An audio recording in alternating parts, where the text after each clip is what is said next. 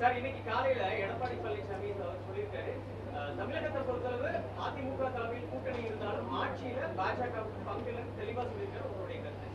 அது அன்னைக்கு எங்களுடைய மாண்பு உள்துறை அமைச்சர்கள் மதிப்புக்குரிய அதிமுகவுடைய பொதுச் செயலாளர் அண்ணன் இபிஎஸ் அவர்கள் அதை பற்றி பேசி முடிவெடுத்துக் கொள்வார்கள்.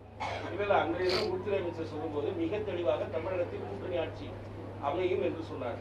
அந்த கருத்திலிருந்து திரு எடப்பாடி பழனிசாமி மாறுபட்டிருக்கிறார். அதை பற்றி தான் உங்களுடைய கேட்கிறேன். இல்லை, அதாவது கூட்டணி பற்றி பேசியது எங்களுடைய அகில இந்திய தலைமை.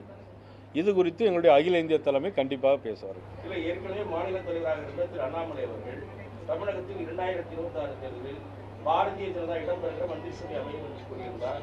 அதே கருத்தை திரு அன்புமணி ராமதாஸ் அவர்கள் கூறியிருந்தார். அது பழைய எல்லையுடைய நிலை. இப்போது திரு அமித்ஷா அவர்கள் கூறிய செய்தி ஒளிபரப்பானது, தமிழகத்தில் கூட்டணி ஆட்சி அமையும் என்று. அந்த நிலையில் இருந்து அதிமுக மாறுகிறதா? இல்லை, அது பற்றி நான் கருத்து சொல்ல முடியாது. அன்றைக்கி எங்களுடைய உள்துறை அமைச்சர் அவங்க என்ன பேசினாங்களோ அவங்க தான் கூட்டணி பற்றி பேச்சுவார்த்தை நடத்தினாங்க. அதே இது அவங்களே பேசி முடிச்சு விடுவாங்க. பாரதிய ஜனதா இடம்பெற வேண்டும் என்ற நோக்கத்தோடு இருக்கிறதா? இல்லை, அது பற்றி நான் கருத்து சொல்ல முடியாது. வேற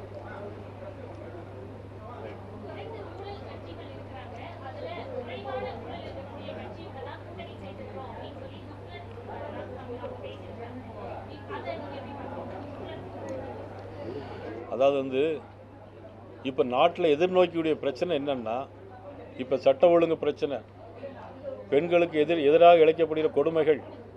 இன்றைக்கி மாணவர்கள் பள்ளிக்கூடங்கள்லேயே இன்றைக்கி அறுவாலை வச்சு வெட்டுறாங்க எல்லாரும். இன்றைக்கி அண்ணா யூனிவர்சிட்டி போனால் ராத்திரி 7 மணிக்கு மேலே எங்கேயும் போக முடியல. சார் கூப்பிட்றாருன்னு சொல்கிறாங்க. இந்த சார் கூப்பிட்ற வேலையெல்லாம் நிப்பாட்ட வேண்டியிருக்கு. தமிழ்நாட்டில் சட்ட ஒழுங்கை சரி பண்ண வேண்டியிருக்கு. மக்களுக்கு எதிரான இந்த ஆட்சி வேண்டுமா வேண்டாமாங்கிறத வேண்டாம் அப்படிங்கிற தீர்மானத்தில் நாங்கள் இன்றைக்கி தேசிய ஜனநாயக கூட்டணியில் எங்களுடைய உள்துறை அமைச்சர் அவர்கள் இதற்கான ஏற்பாட்டை செய்திருக்கிறார்கள். அவர் புயலாக இருப்பார், நான் தென்றலாக இருப்பேன்.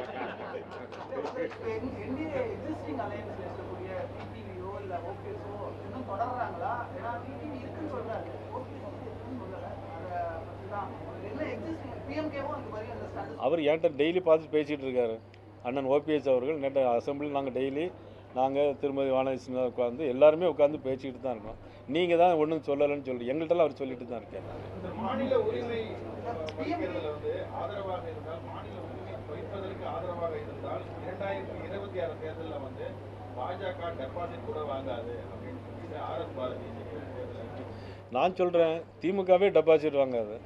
Sir, why you are not categorical whether OPS and DPD or with NDA? Why you are not very categorical?